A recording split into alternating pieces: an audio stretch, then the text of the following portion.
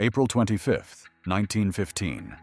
You're Lieutenant James Morrison of the Australian and New Zealand Army Corps, crammed into a landing boat with 30 other men, heading toward a beach you've never seen before. The plan seemed simple enough when they briefed you back in Egypt. Land on the beaches of the Gallipoli Peninsula, march inland, and capture the Turkish forts that control the Dardanelles. Your officers told you the Turks would run at the first sight of Allied troops. "Johnny Turk can't fight," they said. "This'll be over in a few days." You're carrying 3 days' worth of rations, because that's all you'll need before the Royal Navy breaks through to Constantinople and ends the war. But as your boat approaches the shoreline in the pre-dawn darkness, something's wrong. This doesn't look like the gently sloping beach you studied on the maps. These are cliffs, steep, rocky cliffs that rise straight up from the water. And there are lights moving on the heights above. Turkish soldiers, lots of them, and they're not running. But here's what will shock you about what happened at Gallipoli. The invasion didn't fail because of what went wrong on the beaches that morning. It failed because of decisions made months earlier in London by politicians and admirals who had never seen the Dardanelles, never studied the terrain, and never understood what they were asking their soldiers to do. Today, I'm going to tell you the story of how the Gallipoli campaign was doomed before the first boat hit the beach, why this disaster happened, and how a plan that looked brilliant on paper became one of the most tragic failures in military history. Let me start with something that might surprise you. The Gallipoli campaign actually made sense.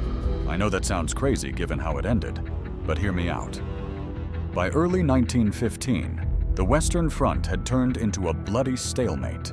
Millions of men were dying in the trenches for gains measured in yards. The war was eating up entire generations of young men with no end in sight. Winston Churchill, who was First Lord of the Admiralty at the time, had a different idea. What if the Allies could open a new front? What if they could knock Turkey out of the war and open a supply route to Russia? The Dardanelles, the narrow strait connecting the Mediterranean to the Black Sea, was the key to everything. The plan was elegant in its simplicity. The Royal Navy would force the Dardanelles, steam up to Constantinople, and threaten the Turkish capital. Faced with British battleships in their harbor, the Turks would surrender. Russia would get the supplies they desperately needed. The Central Powers would lose a crucial ally. It could shorten the war by years. But there was a problem with this plan, and that problem was the Turks themselves. They weren't the sick man of Europe that European politicians thought they were. Under the leadership of Enver Pasha and with German military advisors, Turkey had been modernizing its military, and they'd been preparing for exactly this kind of attack.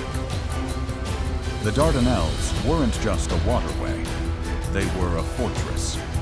The Turks had spent months installing modern artillery pieces on both sides of the strait. They'd laid minefields in the narrowest parts. They'd positioned mobile howitzers that could move and fire from concealed positions. And they'd brought in some of their best officers to command the defenses. One of those officers was a young lieutenant colonel named Mustafa Kemal, later known as Ataturk. Kemal had studied at the Ottoman War College and had seen action in Libya. He understood modern warfare in ways that many Allied commanders didn't, and he was about to prove it. The first phase of the Gallipoli campaign was purely naval. In February and March 1915, British and French warships tried to force their way through the Dardanelles. It was a disaster. Turkish shore batteries and mines sank 3 battleships and damaged several others. The naval attack was called off, and suddenly the politicians in London were faced with a choice: abandon the whole idea or commit ground troops. They chose ground troops. But here's where the problems really began. The decision to launch an amphibious invasion was made without proper planning, without adequate intelligence, and without understanding what such an operation would require. The man put in charge of the land campaign was General Sir Ian Hamilton, a veteran of colonial wars who had never commanded a large-scale amphibious operation. Hamilton was given just 5 weeks to plan an invasion that should have taken months to prepare. He had no detailed maps of the landing beaches, no intelligence about Turkish defenses, and no experience with the kind of coordinated air, sea, and land operations that would be required. Even worse, Hamilton was told to use whatever troops were available in the Mediterranean, a hodgepodge of British, Australian, New Zealand, and French units that had never trained together. The Australians and New Zealanders were tough, motivated soldiers, but they'd been training in Egypt for desert warfare, not amphibious assaults. The intelligence failures were staggering. Allied commanders believed there were only about 40,000 Turkish troops on the Gallipoli Peninsula. In reality, there were over 80,000, with more on the way. They thought Turkish morale was low and that the defenders would collapse quickly. Instead, they found an enemy that was well prepared, well led, and determined to fight to the death. The logistical challenges were equally daunting. Amphibious warfare requires specialized equipment, landing craft, portable piers, beach organization teams, and massive amounts of supplies that have to be moved from ship to shore under fire. The Allies had almost none of this. They were essentially making it up as they went along. But perhaps the biggest problem was the beaches themselves. The Allied planners had chosen their landing sites based on maps and naval reconnaissance, without ever putting boots on the ground to see what they were actually asking their soldiers to do. What looked like suitable beaches from offshore turned out to be death traps. The main landing at Cape Hell was supposed to take place on 5 beaches designated V, W, X, Y, and S. Beach 5 was a tiny cove overlooked by cliffs and dominated by an old fort. Beach W was a narrow strip of sand with no cover and steep bluffs behind it. These weren't beaches, they were killing grounds. The ANZAC landing was even worse. The Australians and New Zealanders were supposed to land at Gaba Tepe, a relatively gentle beach that would allow them to advance inland quickly. Instead, strong currents carried their boats north to a cove that would later be called ANZAC Cove, a narrow beach backed by steep cliffs and scrubby hills that provided perfect defensive positions for the Turks. When the landings began on April 25th, everything that could go wrong did go wrong. At Beach V, the converted collier River Clyde was supposed to run aground and disgorge 2,000 troops through specially cut doors in her hull. Instead, she grounded too far from shore, and the soldiers had to cross a narrow gangway under withering Turkish fire. Hundreds were killed before they even reached the beach. At Beach W, the Lancashire Fusiliers faced what became known as the 6 VCs before breakfast. So many acts of heroism in the face of impossible odds that 6 Victoria Crosses were awarded for the morning's action. But heroism couldn't overcome the fundamental problem. They were attacking prepared positions with no cover and no surprise. The ANZAC landing was chaos from the start. The boats landed in the wrong place, in the dark, on a beach that was nothing like what the soldiers had been told to expect. Instead of advancing inland, across open ground, they found themselves climbing steep cliffs under fire from Turkish positions they couldn't even see. Lieutenant Colonel Mustafa Kemal was commanding the Turkish 19th Division, positioned inland from the ANZAC landing site. When he saw what was happening, he didn't wait for orders. He grabbed the nearest regiment and rushed toward the sound of gunfire. His quick thinking and aggressive leadership turned what could have been a successful landing into a bloody stalemate. Kemal's famous order to his men has become legendary. "I do not order you to attack. I order you to die. In the time it takes us to die, other forces and commanders can come and take our place." It sounds dramatic, but it worked. The Turkish defenders held their ground, and the ANZAC advance stalled just a few hundred yards from the beach. By the end of the first day, it was clear that the invasion had failed to achieve any of its objectives. Instead of advancing inland and capturing the high ground, Allied forces were clinging to narrow beachheads under constant fire. The element of surprise was gone, and the Turks were rushing reinforcements to the peninsula. But here's the tragic part. The Allied commanders refused to admit that the plan had failed. Instead of evacuating the troops and trying a different approach, they doubled down. More divisions were sent to Gallipoli. The narrow beachheads were expanded slightly, but at enormous cost in casualties. The campaign dragged on for 8 months. Trench warfare developed, just like on the Western Front, but with the added misery of dysentery, heat, flies, and the constant threat of Turkish snipers. Soldiers who had expected to be home by summer found themselves still fighting in the same positions as winter approached. The August offensive was supposed to break the stalemate. New landings at Suvla Bay were meant to outflank the Turkish positions, while simultaneous attacks from ANZAC Cove and Cape Helles pinned down the defenders. It was another disaster. The Suvla Bay landings achieved complete surprise, but were wasted by incompetent leadership.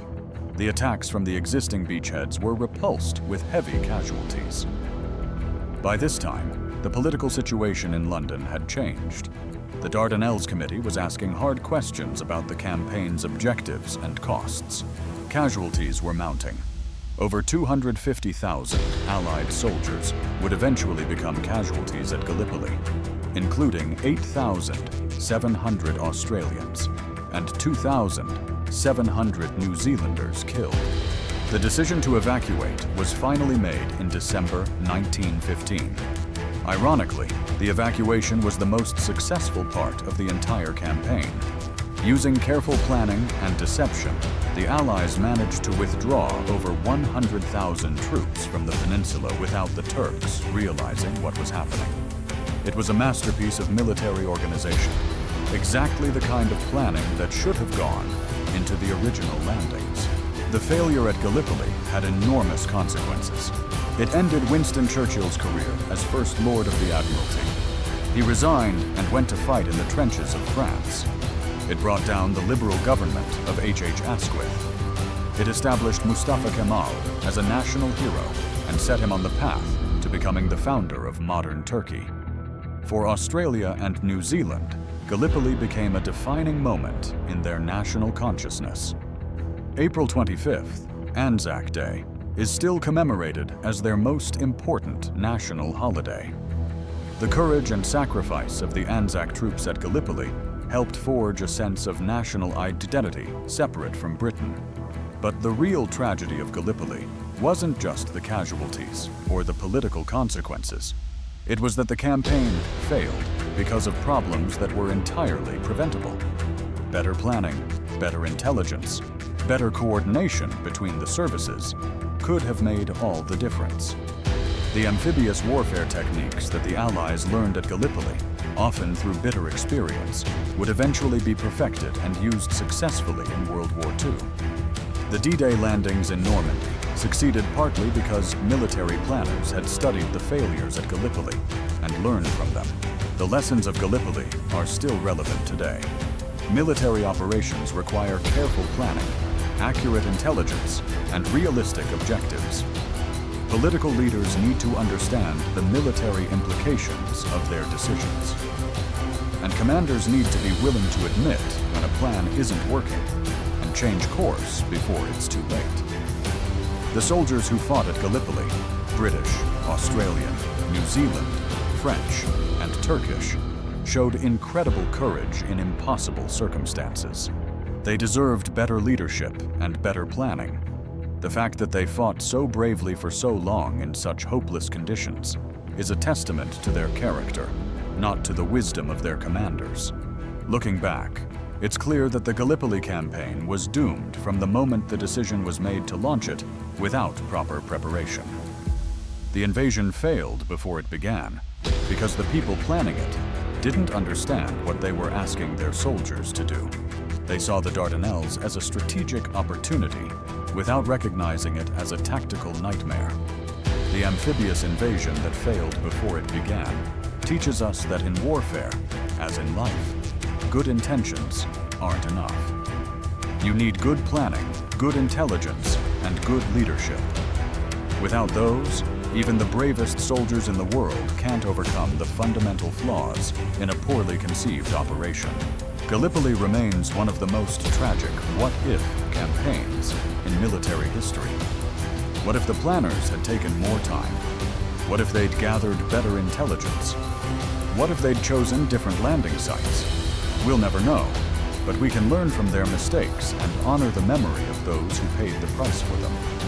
If you found this story of military planning gone wrong as compelling as I did, make sure to subscribe to the channel and check out the videos on your screen right now. Thanks for watching, and I'll see you in the next one.